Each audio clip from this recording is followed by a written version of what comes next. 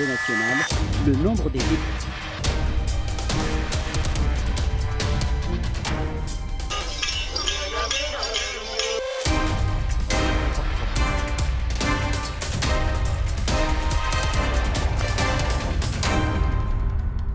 Mesdames et messieurs, bonjour et merci de nous rejoindre sur la RTS2 pour ce nouveau numéro de Midi Actu. Nous sommes le 26 décembre 2018. Voici le sommaire du jour. L'Assemblée nationale, le nombre des députés.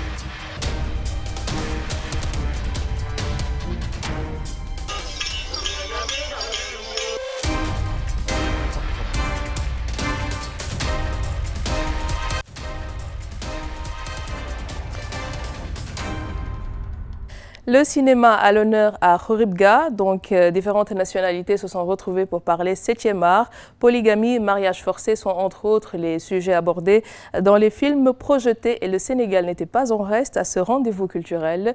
Les précisions de Philomène Diagne.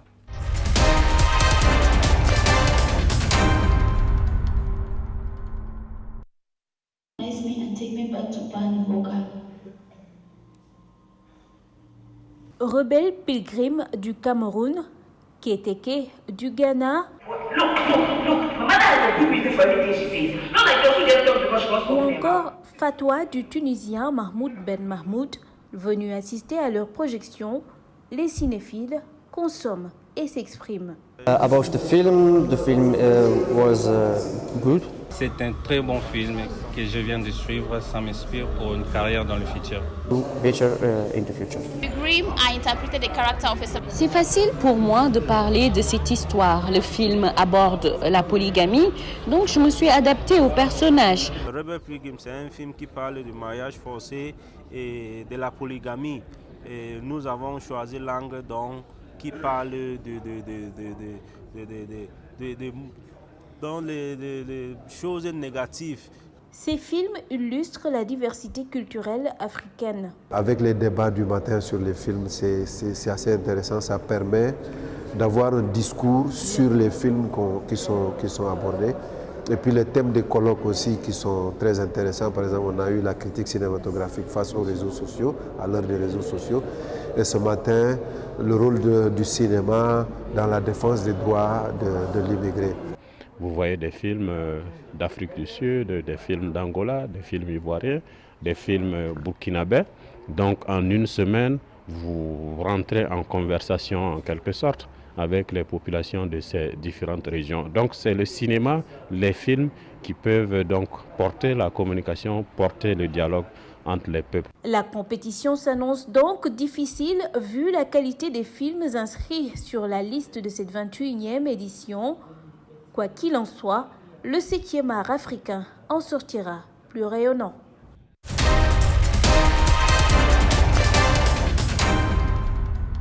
Un mot très souvent utilisé dans le secteur économique, la bourse. Même nos smartphones aujourd'hui nous proposent des applications qui reprennent un peu l'actualité économique liée à la bourse. Alors, que signifie la bourse et quelle est son importance dans le secteur économique?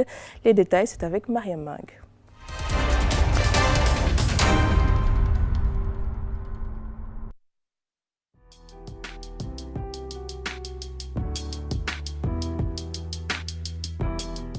La bourse est un marché qui réunit des agents qui ont du besoin de financement, à savoir les entreprises et des agents à capacité de financement, encore appelés investisseurs, qui peuvent être des épargnants individuels, des banques ou des sociétés d'investissement.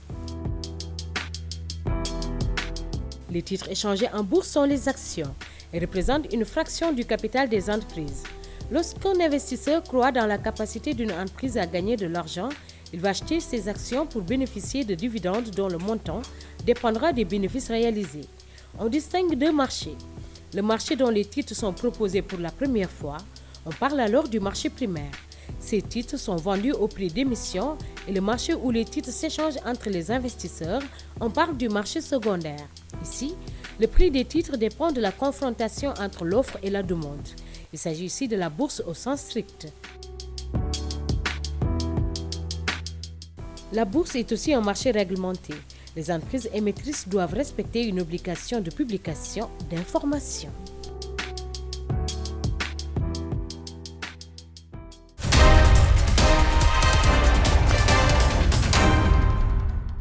Mariam Mang, merci beaucoup. Midi Actu se poursuit et tout de suite, nous allons accueillir l'invité du jour juste après ceci.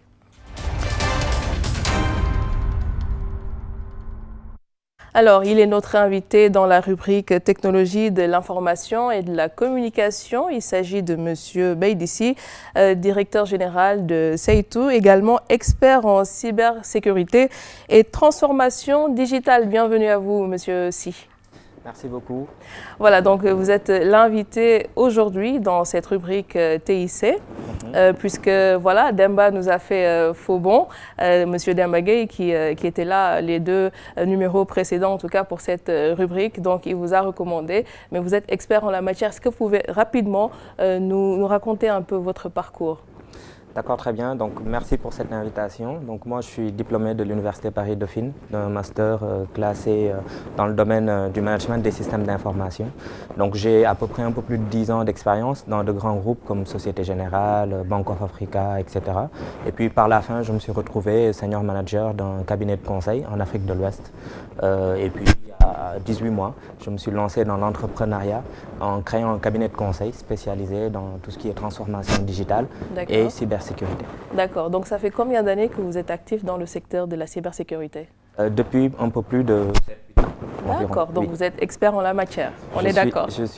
En tout cas, les gens disent que je suis expert dans le domaine parce que j'ai d'ailleurs écrit un livre sur la stratégie nationale de cybersécurité qui a été primé au Forum international de la cybersécurité l'année dernière. D'accord, parfait. Donc vous l'avez compris, c'est le sujet qui nous intéresse aujourd'hui dans la rubrique Technologie de l'information et de la communication. Et d'ailleurs, dans nos précédents numéros, nous parlions de cette question de la sécurité lorsque nous utilisons nos outils technologiques. Et aujourd'hui, il y a quelques jours en tout cas, des acteurs du secteur se sont réunis pour un peu parler de cette question de la cybersécurité. Voyons ces quelques images ensemble. On vient de clôturer le programme Afrique Média Cybersécurité dans sa phase 1. Ce programme, c'est un vaste programme de formation et de renforcement de capacité destiné aux acteurs des médias de la société civile et aux blogueurs professionnels, aux journalistes professionnels.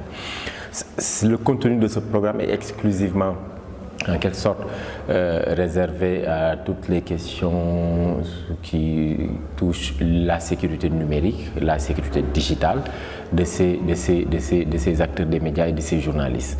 Donc on a sillonné 11 pays, 12 villes africaines depuis 2017, juillet 2017, pour former dans chaque pays 50 personnes, dont 25 journalistes professionnels et 25 acteurs des médias de la société civile. Donc en somme, ici on peut dire qu'on a déjà formé plus de 500 personnes en Afrique de l'Ouest. Nous croyons que la démocratie ne peut être effective et ne peut être acquise que quand la société civile elle est forte de sa citoyenneté et de son droit de leur droit de citoyen, et que le citoyen il ne peut être fort que quand il a accès à l'information et que quand il a lui-même la possibilité de partager de l'information.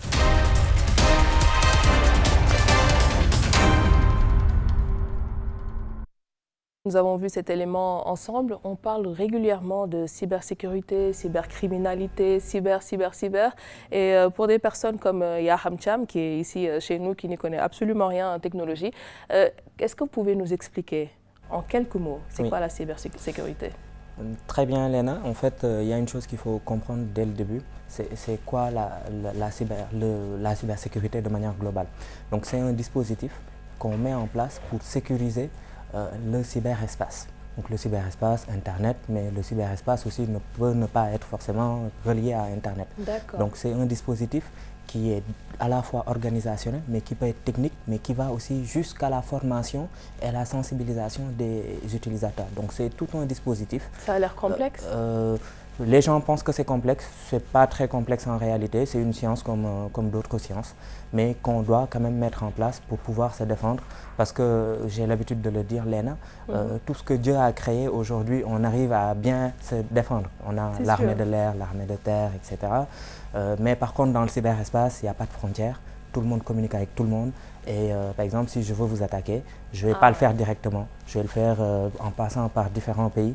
Donc du coup, ça rend la chose plus complexe. D'accord. Mais naturellement, c'est l'homme qui l'a créé et on devrait en tout cas mettre en place tous les dispositifs qu'il faut pour pouvoir, en tout cas, contrecarrer les cyberattaques. D'accord. Vous avez parlé tout de suite d'attaques. Et Oui. quelles sont les attaques qui peuvent exister?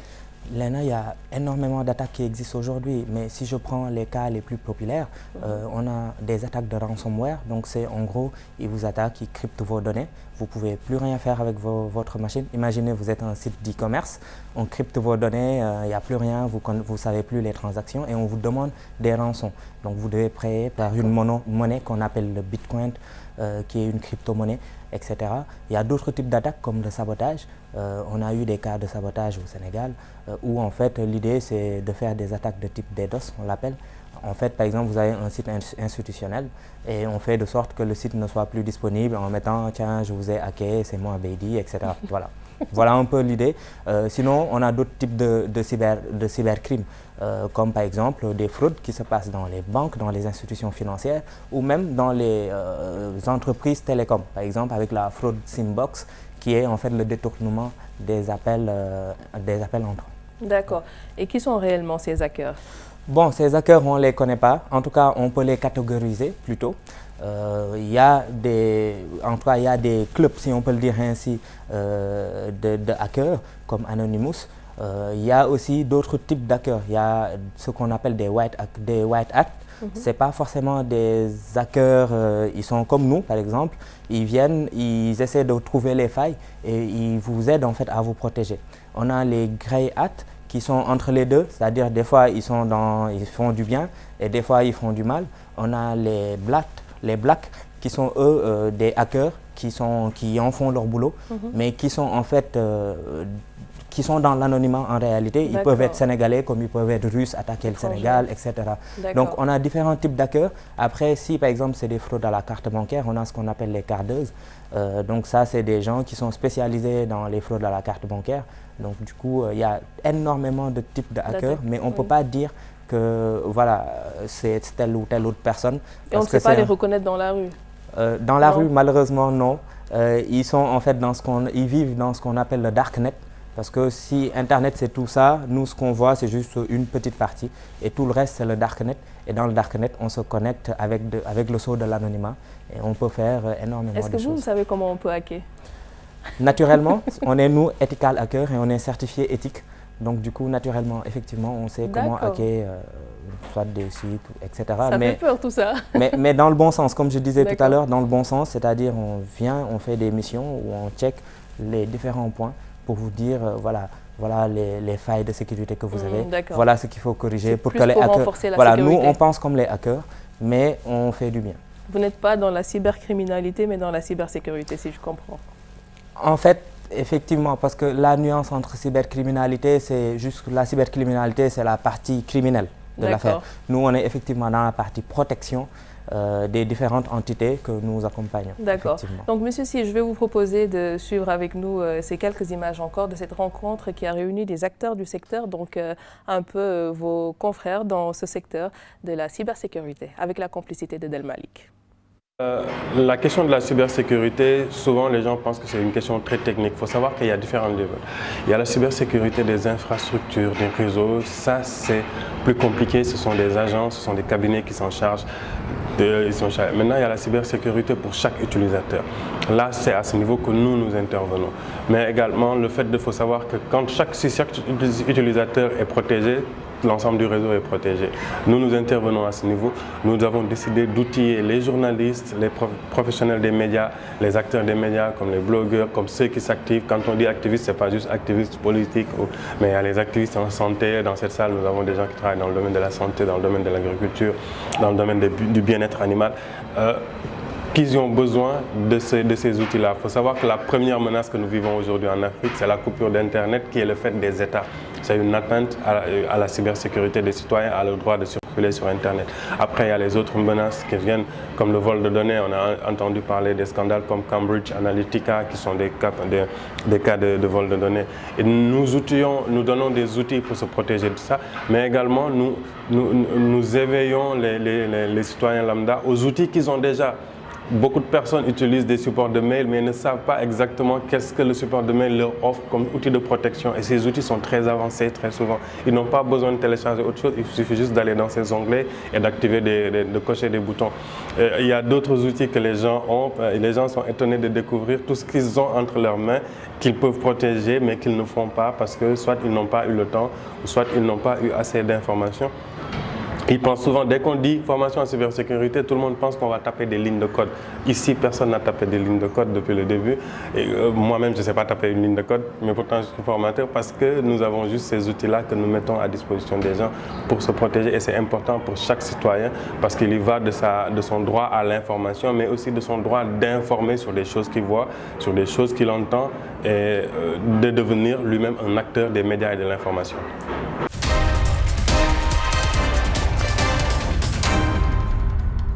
Alors, vous l'avez dit tout à l'heure, Monsieur Sy, vous avez sorti un livre en 2017 et le titre c'est « En route vers l'émergence, le Sénégal face aux défis de la cybersécurité ».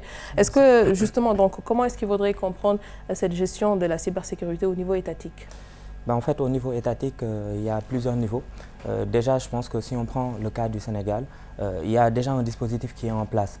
Quand je parle de dispositif, c'est-à-dire au niveau de la présidence de la République, on a en fait différentes divisions, que ce soit la CDP pour la protection des données à caractère personnel ou d'autres divisions comme par exemple les services du chiffre. Sinon, on a d'autres départements qui existent au niveau de la police nationale, donc c'est, je pense, si je ne me trompe pas, la division en charge de la cybercriminalité ou au niveau de la section de recherche avec une plateforme de lutte contre la cybercriminalité. Mais naturellement, en fait, le Sénégal, en route vers l'émergence, ils se sont posé quand même une autre question, c'est-à-dire quelle serait la stratégie qu'il faudrait mettre en place. Parce qu'on a le plan Sénégal émergent au Sénégal, donc naturellement, comme dans toute organisation, il y a ce qu'on appelle la stratégie numérique SN 2025 qui est arrimée au plan Sénégal émergent. Et sur la stratégie SN 2025, le président de la République a souhaité aller plus en profondeur en définissant la stratégie nationale de cybersécurité 2022. D'accord. Et dans cette stratégie, différents axes sont pris en considération. Le premier axe, qui est d'ailleurs pour moi le plus important et sur lequel mon livre parlait énormément, c'est la mise à niveau de l'organisation de la cybersécurité au niveau national. Et la mise à niveau déjà organisationnelle, mais aussi juridique, parce qu'il faut quand même mettre en place tout le contexte juridique qu'il faut. Le deuxième niveau, c'est la protection des infrastructures critiques. Quand on parle d'infrastructures critiques, on parle par exemple d'entreprises comme la Sénélec. Si la Sénélec tombe par des faits de cyberattaque, c'est tout le pays qui est plombé, l'économie du pays. Donc, et en même temps, la protection du système d'information gouvernemental. Le troisième axe, c'est la promotion d'une culture cyber, parce que comme il le disait tout à l'heure, c'est bien de tout protéger, mais quand l'utilisateur n'est pas bien protégé, en tout cas ne connaît pas ce qu'il doit faire, là ça ne va pas être bon. Le quatrième axe qui est très important et qui est d'ailleurs pris en considération au niveau de l'Institut supérieur des technologies avancées qui sera logé à Diamniadio, c'est en fait l'axe formation. Parce que quand on parle de cybersécurité, vous l'avez dit tout à l'heure, bon, ce n'est pas quand même en tout cas une matière facile. Donc il faut former des ingénieurs et on parle de souveraineté numérique, donc il faut avoir des ingénieurs sénégalais dans le domaine. Le quatrième axe, le cinquième axe et le dernier, je vous le disais tout à l'heure, si je souhaite vous attaquer, je vais passer par plusieurs pays. Donc naturellement, quand on parle de plusieurs pays, il faut développer la coopération, déjà régionale au niveau africain, mais aussi internationale, qui va nous permettre par exemple à terme potentiellement d'avoir des cyberdiplomates. Oui, Léna, la diplomatie va évoluer vers des cyberdiplomates parce que naturellement, il faudrait pouvoir gérer ces différents phénomènes, en tout cas au niveau des différents pays. Et ça, le Sénégal veut le prendre en considération d'ici 2022. D'accord. Parce que si je sais en tout cas que vous faites souvent des conférences, vous êtes souvent aussi sollicité pour des rencontres, pour prendre la parole et expliquer un peu cette question de la cybersécurité. Vous avez sorti un livre. Est-ce que vous avez un peu proposé aux institutions, en tout cas chez nous, de pouvoir quand même détenir ce livre et de revoir un peu cette réflexion que vous avez menée sur la question? En fait, en réalité, mon livre est sorti avant la stratégie nationale de cybersécurité. Donc du coup, beaucoup des axes qui ont été traités ont été repris, si on peut le dire ainsi, parce que moi-même j'ai travaillé en fait dans le cercle de réflexion qui ont abouti à définir en fait cette stratégie. Et ce qui est bien dans cette stratégie, c'est que cette stratégie est en phase avec la vision du chef de l'État en matière déjà de développement, d'économie, en matière de numérique. Et parce que naturellement, quand on parle de cybersécurité, il faut que ça soit en phase avec tout ça. Donc peut-être que le point qui pourrait être intéressant, c'est comme je disais tout à l'heure, c'est le premier axe sur lequel il faudrait naturellement mettre en place tous les dispositifs. Le président de la République l'avait annoncé, comme quoi cette année, il y aurait naturellement la création d'une agence nationale de la cybersécurité qui aurait en charge la coordination nationale des différentes initiatives en matière de cybersécurité. Et ça, pour moi, c'est un point qui est très important. D'accord. Et si on doit parler de la cybersécurité en entreprise? D'accord. En entreprise, c'est en tout cas une autre démarche. Vous l'avez dit tout à l'heure, les entreprises aussi peuvent être touchées justement. Effectivement. En entreprise, c'est une autre démarche. Le point sur lequel je souhaite insister, Léna, c'est qu'en fait, il faut comprendre notre économie. Si je ne me trompe pas, 90% de notre économie est informelle. Donc il reste 10%. Dans les 99% des 10% sont des PME. Et en fait, on parle de cybersécurité, on parle d'investissement. Donc pour moi, en fait, dans les entreprises, il y a un point sur lequel je souhaite insister, c'est que notre économie est constituée, notre économie formelle est à 90% ou plus constituée de PME. Donc il faudrait réfléchir à des stratégies de mutualisation qui permettraient, par exemple au niveau de l'ADPME, de pouvoir gérer ces phénomènes, ces problématiques de cybersécurité. Maintenant, il y a les autres entreprises, c'est les grandes entreprises, pour ne pas les citer. Et eux, ils devraient avoir en fait une obligation par rapport même à l'État, parce que s'ils tombent, c'est l'économie du pays qui tombe. Donc d'avoir en fait des reporting, d'avoir des missions d'audit spécifiques en matière de cybersécurité. Mais au sein de ces entreprises, ce qu'on devrait faire, c'est mettre en place tout un dispositif qui va partir de l'évaluation du risque, parce qu'on ne définit pas, tout à l'heure je vous ai parlé de stratégie nationale, je vous ai parlé de PSE, de stratégie numérique, c'était pour montrer en fait l'alignement stratégique de la stratégie de cybersécurité avec la stratégie de développement. Donc pour définir tout ça, il faudrait faire ce qu'on appelle un risk assessment, évaluation des risques, définir la politique. Donc la politique pourrait prendre en fait va être axée sur différents niveaux, organisationnel, l'infrastructure, les applications, mais jusqu'à la formation. Après, naturellement, tout ce qui tourne autour, pour ne pas aller plus loin, il y a des aspects organisationnels, des aspects liés à la communication, la formation, etc. Et ça, c'est très important au niveau de nos différentes entreprises. Mais le point sur lequel je souhaite en fait insister, c'est le fait que notre économie est constituée essentiellement de PME. Donc je pense qu'il faudrait partir vers la mutualisation et construire un centre de services mutualisé pour gérer la cybersécurité de ces PME, parce que c'est quand même notre économie. D'accord. Et pour terminer rapidement, un conseil que vous pourriez donner à nous autres utilisateurs des technologies de l'information et de la communication pour protéger nos données? Pour protéger vos données, déjà il y a un premier point qui est important et qu'il faut se rappeler, c'est le fait que la trace numérique ne s'efface presque pas. Donc naturellement, dès le début, il faut savoir que ces données personnelles à caractère confidentiel, il faut savoir avec qui on communique. Après, quand on parle par exemple des réseaux sociaux, il y a une stratégie de sécurité que les réseaux sociaux offrent. Il faudrait en fait les connaître et pouvoir les mettre en place, comme par exemple la double authentification, comme par exemple le fait de pas des fois parler avec des gens qu'on ne connaît pas, etc. D'accord. Merci beaucoup en tout cas, Monsieur Sy, d'avoir accepté cette invitation. Merci Madame Sarr. Voilà.